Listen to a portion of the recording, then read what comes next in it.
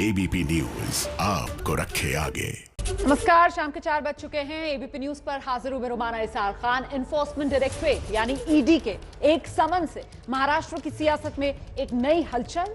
महाराष्ट्र के मुख्यमंत्री हैं उद्धव ठाकरे, उन्हीं के सबसे खास माने जाने वाले और शिवसेना के मुख्य प्रवक्ता हैं संजय राउत। उन्हीं की पत्नी को ईडी ने पूछताछ के लिए समन भेजा तो संजय राउत भड़क गए। आज उन्होंने बाकायदा दोपहर के वक्त प्रेस कॉन्फ्रेंस की और सीधे बीजेपी को चैलेंज कर दिया। इसे राजनीतिक बदले की कार्रवाई अपने खिलाफ करार दे रहे हैं संजय राउत। पहले आपको संजय राउत की सफाई सुनाते हैं, फिर इस मुद्दे पर कुछ मेहमान जो हमारे साथ होंगे उनसे बातचीत शुरू करेंगे।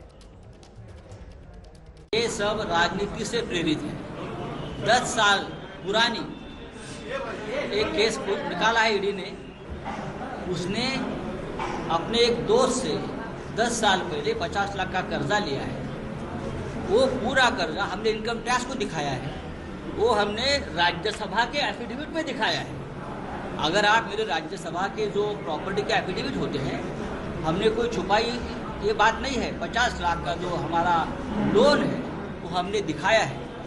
तो ईडी को क्या तकलीफ है या भारतीय जनता पार्टी को क्या तकलीफ है उसमें? इस देश में भारतीय जनता पार्टी में ऐसे बड़े बड़े सुरमा बैठे हैं। अगर मैं उनके परिवार तक पहुंचा तो आपको देश छोड़कर भागना पड़ेगा।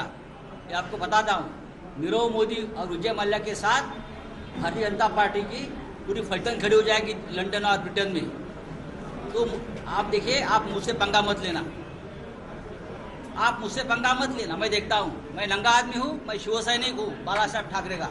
मेरे पास ऐसी लिस्ट है जो ईडी के लिए अगर कुछ काम नहीं होगा तो 5 साल तक मेरी लिस्ट पर ईडी काम करते बैठेगी। इतना मेरे पास मसाला मैं भेज रहा हूँ। हमारा क्या है, हमारा तो 50 लाख का लोन का मामला है ना। अरे 50 लाख का ठीक है, 50 करोड़ कर लो आप उसमें, मैं नहीं डरने वाला। उनको भी पता चलेगा किससे पंगा लिया है। तो ये जो महाराष्ट्र में सियासी संग्राम है उसका अंदाज आपने देख लिया। इसी पर बात करने के लिए हमारे साथ 2 खास मेहमान इस वक्त मौजूद हैं। बीजेपी के नेता शाहनवाज हुसैन हमारे साथ मौजूद हैं और साथ ही शिवसेना के नेता विक्रम सिंह इस चर्चा में हमारे साथ जुड़ रहे हैं। बहुत बहुत स्वागत आप दोनों का। सबसे पहले मुझे लगता है विक्रम सिंह जी, आप ये बताइए कि ईडी की जांच को पंगा लेना, ऐसा कैसे कह सकते हैं संजय राउत? नहीं, आप देखो, एक 50-55 लाख का मात्र एक लोन के लिए और ईडी इस तरीके से सम्मन भेज रही है, ये तो साफ नजर आ रहा है कि भाई एक तो ये राजनीति से कोई बदले की भावना के तहत ये चीजें की जा रही है। आप मुझे बताइए कि एक लोन लिया गया था और उसको सारे कागज में सब जगह उसको दिखाया हुआ है, तो उसमें ईडी को क्या आवश्यकता पड़ गई उसके ऊपर इंक्वायरी करने की? तो ये कहीं न कहीं ये सीधा इसमें लग रहा है कि भाई इसमें विक्रम जी, ये जो बातें आप यहाँ पर बैठकर कह रहे हैं, जाए ना वर्षा राउत जो हैं वो ईडी के सामने चली जाएं, बता दें कि 55 लाख रुपए का मैंने लोन लिया था, बता दें कि लोन मैंने क्यों लिया था, दिखा दें कोई चिट्ठी पत्री जिसके तहत लोन लिया था। ये जवाब तो ईडी के सामने जाकर देने के हैं ना सर। इससे अपनी राजनीति क्यों चमका रहे हैं आप लोग? इसे पॉलिटिकल वेंडेटा कहकर पीएमसी का मामला आप जानते हैं ना सर। 10 लाख लोगों की रकम किस तरीके से डूबी, घोटाला तो हुआ ना सर। अगर उसकी जांच को लेकर सवाल उठ रहे हैं और जांच के घेरे में आपके नेता की पत्नी आ रही है, तो आप लोगों को तो और दिखानी चाहिए शिष्टाचार। उनको कहना चाहिए कि जाओ भाई, जाकर जवाब दो। हाँ रोमाना जी, इसमें देखिए सारा जो भी कुछ दिखाने का सारा कुछ इसमें दिखाया हुआ है और सारा कुछ पेपर्स में शो किया हुआ है। ये जो जितना भी लोन का जो अमाउंट है ये सारा कुछ दिखाया हुआ है और आगे भी अगर कुछ भी अगर इसकी जरूरत पड़ेगी तो सारी चीजें दिखाई जाएंगी। लेकिन आप ये समझिए कि एक लोन के लिए, एक 50 लाख के लोन के लिए ईडी इस तरीके से इंक्वायरी कर रही है, तो इसको आप क्या समझेंगे? ये क्या साफ नजर नहीं आ रहा है कि राजनीति से एक बदले की भावना के तहत ये कार्रवाई करवाई जा रही है? ये तो एक बीजेपी का साफ नजर आ रहा है कि बीजेपी के जो पक्ष दो खिलाफ बोलता है, जो भी बीजेपी से सवाल पूछता है, जो इनके लिए सरकार बनाने के लिए कोई इनके काबू में नहीं आता, तो ईडी को पीछे लगा देते हैं। तो ये तो साफ नजर आ रहा है। जवाब लेती हूँ मैं। शाहनवाज हुसैन साहब, सुना आपने कि जो मैनेज नहीं कर पाते हैं ये लोग, मतलब बीजेपी जिन्हें मैनेज नहीं कर पाती उनके पीछे ईडी लगा देती है, ये भाव है? नहीं, देखिए, पहली बात तो ये है कि संजय राउत जी ने जो कल बयान दिया था, मुझे लगा उसी पे डिबेट है, क्योंकि संजय राउत ने कहा कि भारत के टुकड़े हो जाएंगे, विघटन हो जाएगा, सोवियत संघ जैसा हो जाएगा। जहाँ तक ईडी का प्रोसेस है, बैंक का प्रोसेस है, वो तो होता रहता है। वो कोई पार्टी और नेता थोड़ी देखा जाता है। अगर गांव में किसी गरीब आदमी ने 1 लाख का लोन लिया तो उसकी कुर्की जब्ती हो जाती है, और ये कहना मामूली 50 लाख का है, ये कहकर आप बच नहीं सकते। सवाल है कि जो सवाल पूछा गया उसको ये कह देना कि इसको बाज ढोकर किया गया है, कोई ऐसी जांच की गई, एकदम गलत है। सरकार बाज ढोकर कोई काम नहीं करती।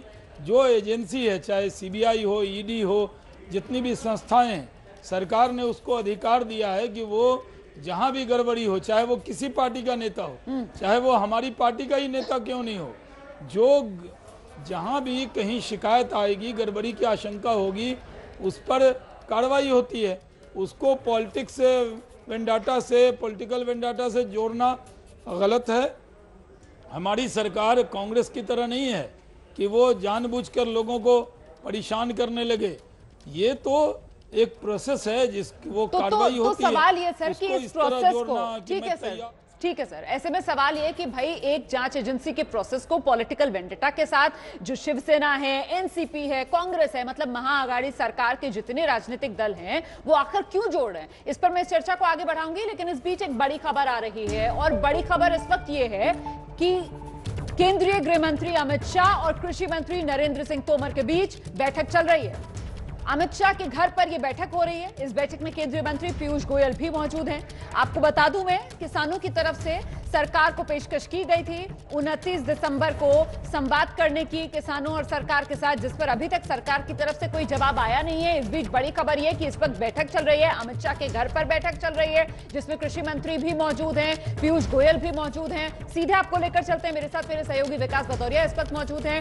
विकास, किसानों की पेशकश पर क्या जवाब दिया जाए, क्या उसी को लेकर मंथन किया जा रहा है इस बैठक में? बिल्कुल, देखिए, किसानों की पेशकश का जवाब देना है केंद्र सरकार को, और उससे पहले ये महत्वपूर्ण बैठक है। अमित शाह के घर पर बैठक चल रही है। जायज तौर पर सरकार को सीधे सीधे जो किसानों ने कहा है कि बिल पर आप चर्चा करते हैं तो फिर बैठक बुलाइए, अन्यथा बुलाने की आवश्यकता नहीं है। अब ऐसे डेडलॉक में सरकार क्या जवाब देती है, सरकार को किसानों की चिट्ठी का जवाब कैसे देना है, उसी भाषा और उसी पत्र के जवाब की तैयारी के लिए ये महत्वपूर्ण बैठक चल रही है। ये बैठक कब शुरू हुई और कितनी देर तक पता चल पाएगा कि बैठक में क्या फैसला लिया गया? ऐसी कोई जानकारी मिल पा रही है क्या विकास? ये देखिए, अब से करीब तक 10 से 15 मिनट पहले ये बैठक शुरू हुई है, और गृह मंत्री अमित शाह के आवास पर कृषि मंत्री नरेंद्र सिंह तोमर और पीयूष गोयल पहुंचे। उसके बाद ये बैठक शुरू हुई है। बैठक कितनी लंबी चलेगी इसका अंदाजा लगाना मुश्किल है, लेकिन इस दौरान तमाम स्टेक होल्डर्स के जरिए की मंशा जानने के बाद ही ये बैठक शुरू हुई है, और माना जा रहा है कि 1 से 1.5 घंटे के बाद इस बैठक से उस पत्र का मजमून निकल सकता है जो किसान नेताओं को या किसान संगठनों को भेजा जाए। बिल्कुल, तो ये बैठक बेहद महत्वपूर्ण इसलिए हो जाती है कि इस बैठक के बाद ये साफ हो पाएगा कि 29 दिसंबर जो किसानों की तरफ से पेशकश की गई थी सरकार को आइए बैठकर बातचीत करने की, उस पर सरकार का क्या रुख रहने वाला है, क्या किसान नेताओं और सरकार के बीच कल बातचीत होगी। इसी को लेकर यह बैठक जिसमें सरकार की तरफ से अपना मन बनाया जा रहा है। और एक बार फिर से रुख कर लेते हैं, महाराष्ट्र की सियासत की हम बात कर रहे हैं, जहां पर उबाल जो है वो अब संजय राउत की पत्नी वर्षा राउत को जो समन भेजा है ईडी ने, उसके बाद शुरू हो गया है। आपका चैनल एबीपी न्यूज जो है वो दरअसल उस जमीन पर पहुंचा जिसे राउत परिवार ने खरीदा। दरअसल मुंबई से करीब 125 किलोमीटर अलीबाग के किहिम बीच के किनारे राउत परिवार ने संपत्ति खरीदी थी। यहां समुद्री किनारे से लगभग 600 मीटर दूरी पर नॉन एग्रीकल्चरल लैंड है। 10 प्लॉट खरीदे गए राउत परिवार की तरफ से। इस जमीन का जो मालिकाना हक है वो संजय राउत की पत्नी वर्षा राउत और स्वप्ना पाटकर के नाम पर है। यहीं से जरा पहले एबीपी न्यूज संवाददाता मृत्युंजय सिंह की एक्सक्लूसिव रिपोर्ट देखिए। शिवसेना के वरिष्ठ नेता और सामना अखबार के कार्यकारी संपादक संजय राउत की पत्नी वर्षा राउत को प्रवर्तन निदेशालय यानी ईडी ने समन जारी किया है। समन के मुताबिक वर्षा राउत को 29 दिसंबर को ईडी के सामने हाजिर होना होगा। दरअसल Punjab and Maharashtra cooperative bank घोटाले में मनी लॉन्ड्रिंग एंगल की जांच ईडी कर रही है और इसी संबंध में वर्षा राउत से पूछताछ होनी है। आखिरकार क्या है पूरा मामला, इसकी तहकीकात के लिए हम मुंबई से करीब 125 किलोमीटर दूर अलीबाग पहुंचे हुए हैं। अलीबाग के किहिम इलाके में यह जो आप संपत्ति देख रहे हैं, जमीन देख रहे हैं, इसका इस केस से बेहद गहरा संबंध है। आखिरकार इसका इतना संबंध क्यों है, इसके बारे में हम आपको बताएंगे, लेकिन सबसे महत्वपूर्ण है कि इस केस के बैकग्राउंड को समझना। Punjab and Maharashtra cooperative bank जो कि चर्चा में है, जो सैकड़ों लाखों जो डिपॉजिटर्स हैं उनके पैसे फंसे हुए हैं। लोग आए दिन आंदोलन करते रहते हैं क्योंकि घोटाले की वजह से यह बैंक में फिलहाल वित्तीय कारोबार बंद है। आपको बता दें कि Punjab and Maharashtra cooperative bank, इस बैंक ने SDIL जो कि वाधवा परिवार की कंपनी है, SDIL को करोड़ों का लोन दिया था। इस SDIL कंपनी जो कि वाधवा परिवार चलाता है, इसके बेहद ही करीबी एक सदस्य दोस्त हैं, उनका नाम है प्रवीण राउत। प्रवीण राउत को लोन दिया हुआ था। कथित तौर पर SDIL ने यह पैसा प्रवीण राउत को दिया हुआ था। प्रवीण राउत की पत्नी है माधवी राउत, जो कि संजय राउत के परिवार की बेहद करीबी बताई जाती हैं। माधवी राउत ने अपने बैंक के अकाउंट से 55 लाख रुपए संजय राउत की पत्नी वर्षा राउत को दिया था। यह लोन के तौर पर 55 लाख रुपए दिए थे और इसी 55 लाख रुपए का जो ये राशि है उसका उपयोग वर्षा राउत ने अलीबाग इलाके में इस संपत्ति को खरीदने में किया। ये रायगढ़ जिले में आता है। रायगढ़ जिले के जो अलीबाग तहसील है उसका ये किहिम गांव है और किहिम जो बीच समुद्री किनारा है उससे बेहद नज़दीक में ये जो आप प्लॉट देख रहे हैं, ये प्लॉट वर्षा राउत के नाम पर है। वर्षा राउत के नाम पर ये 10 जो प्लॉट हैं वो आप देख सकते हैं। प्लॉटिंग का काम यहाँ पर किया जा रहा है, कुछ जगहों पर प्लॉटिंग का काम हुआ है और यही जो राशि 55 लाख रुपए ली गई थी, बताया जाता है कि उसका उपयोग ये जमीन खरीदने में किया गया है। इसके 2 मालिक हैं। वर्षा राउत के अलावा स्वप्ना पाटकर इस जमीन की मालिक हैं, सह मालिक हैं, यानी कि जॉइंट ओनरशिप में ये जमीनें ली गई हैं।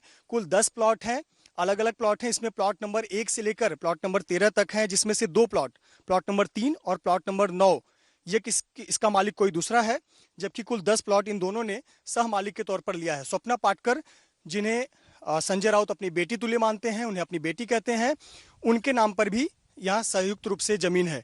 तो कुल जो मामला है 55 लाख रुपए के लोन का है। ईडी यही जांच करना चाहती है कि ये 55 लाख रुपए किन टर्म्स एंड कंडीशन पे लिए गए, इसका जरिया क्या था और कहाँ उपयोग हुआ। जो हमारी तहकीकात कहती है कि 55 लाख रुपए का जो लोन लिया गया, इसके अलावा अन्य राशि को जोड़कर यहाँ अलीबाग इलाके के इसी जगह पर किहिम में यह संपत्ति खरीदी गई है और यहाँ की संपत्ति करोड़ों में है, लेकिन जो 55 लाख रुपए राशि का इस्तेमाल किया गया था इसी जमीन को खरीदने में किया गया था, जिसकी मालिक वर्षा राउत और स्वप्ना पाटकर हैं। कैमरामैन गजानन बालापुरकर के साथ मृत्युंजय सिंह, ABP न्यूज, अलीबाग। अच्छा, तो ये उस जमीन से आपने हमारी एक्सक्लूसिव रिपोर्ट देखी जिस जमीन को खरीदने के लिए भाई कहा जा रहा है राउत परिवार की तरफ से कि ये 55 लाख रुपए तो लोन लिए गए। ऐसे में मुझे लगता है विक्रम सिंह जी को आना चाहिए, शिवसेना के नेता जो इस वक्त हमारे साथ मौजूद है चर्चा में। सवाल तो है ना विक्रम सिंह जी, सवालों का जवाब देने से बच कैसे सकते हैं, वो भी ये कहते हुए कि साहब ये तो सियासी रंजिश है। फिर सियासी रंजिश वाला तो सर बड़ा आसान सा एक ढाल हो जाएगी ना, वो तो कोई भी इस्तेमाल करेगा फिर। हाँ नन्ना जी, पहले तो मैं शहनवाज जी की बात का जवाब देता हूँ। ये कह रही कि संजय राउत जी ने देश के टुकड़े करने की बात कही है। मैं कह रहा हूँ कि देश के टुकड़े करने की बात तो लोग बहुत पहले से कर रहे हैं। कभी पश्चिम बंगाल के बरकती ने पहले आवाज उठाई थी कि हमें अलग पाकिस्तान दे दो, कभी जम्मू कश्मीर के मुफ्ती ने आवाज उठाई कि हमें अलग पाकिस्तान दे दो। देशद्रोह के नारे लगाते हैं लोग कि देश के टुकड़े होंगे, तब इन्होंने क्या किया, उनके ऊपर क्या कार्रवाई करी इन्होंने, जरा बताएंगे तो मुझे। सर उन पर कार्रवाई नहीं करी तो आप भी ऐसी भविष्यवाणियां करोगे क्या सर? आप भी इस तरीके की भावनाओं को हवा दोगे क्या सर? आप भी सामना में लेख लिख दोगे कि साहब सोवियत संघ की तर्ज पर भारत भी बिखर जाएगा? सर कुछ सोच समझ कर तो लिखिए ना। उसमें सिर्फ ये लिखा गया था कि बीजेपी जो है, जहाँ पे बीजेपी की सरकार नहीं है, उनको तंग किया जा रहा है। फिर तो ढोंग लगेगा ना सर, फिर तो आपका जो राष्ट्रवादी स्टैंड है वो ढोंग साबित हो जाएगा जनता की नजर में। क्योंकि अगर सामना जैसे पत्रिका के अंदर आप लोग ये लिखने लगेंगे कि सोवियत संघ की तर्ज पर हिंदुस्तान बिखर जाएगा, तो फिर आम देशवासी शिवसेना को लेकर अपने मन में क्या विचार करेगा? तो महाराष्ट्र की सियासत में जिस तरीके की हलचल है उसी पर हम चर्चा कर रहे हैं। देखिए मामला है किसका? पीएमसी बैंक के अंदर जो घोटाला हुआ था दरअसल उसकी जांच का। ईडी उसी के तहत समन देती है। वो समन क्योंकि संजय राउत की पत्नी को भेज दिया गया, इसलिए मामला सियासी रंग ले रहा है। ये क्यों ना कहा जाए विक्रम सिंह जी, क्योंकि यहां पर समन भेज दिया गया है आपके नेता की पत्नी को, इसीलिए ये पूरा का पूरा राजनीतिक जामा जो पहनाया जा रहा है इस मामले को। नहीं प्रेरणा जी भेज दिया ठीक है, लेकिन आपको लग नहीं रहा कि कहीं राजनीति के बदले की भावना के तहत भेजा गया है? आप बताओ कि बीजेपी के सर मैं ये कह रही हूँ कि ये क्यों ना कहा जाए कि आप लोग इस मुद्दे पर राजनीति कर रहे हैं। पहले 2 समन्स पहुंचे, आप लोग गए नहीं सर, पेश नहीं हुई वर्षा राउत, ये तीसरा समन है सर, तो आप लोगों पर क्यों पलटकर सवाल ना पूछा जाए?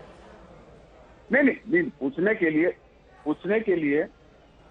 लिए कोई इसमें कोई बात छुपाई नहीं जा रही, तो पहले भी सारी चीजें क्लियर कर दी गई हैं, कहीं पे कोई चीज इसमें छुपाई नहीं जा रही है। लेकिन इस तरीके से मेरा वो कहने का मतलब ये है कि भाई एक बदले की भावना के तहत कोई कार्रवाई नहीं करनी चाहिए। जहाँ पे कुछ लगे कि हाँ जेन्युइन है, ये तो 50 लाख का मामला है, करोड़ों रुपए के तो मामले पड़े हैं और जो ऊपर पहले ध्यान देना चाहिए। आप एक छोटे से इसके लिए मैं शाहनवाज हुसैन के पास दर्शकों को लेकर चलती हूँ। शाहनवाज हुसैन साहब, वो जिस बात का आप जिक्र कर रहे थे ना, दरअसल शिवसेना की तरफ से कहा जा रहा है कि ये बदले की कार्रवाई के तहत जिस तरीके से अलग अलग राज्य सरकारों को टारगेट किया जा रहा है, इसी वजह से सोवियत संघ की तर्ज पर भारत बिखर जाएगा। मतलब बीजेपी को कटघरे में खड़ा किया जा रहा है कि आप लोग भारत की एकता जो है उसके साथ खिलवाड़ कर रहे हैं। सर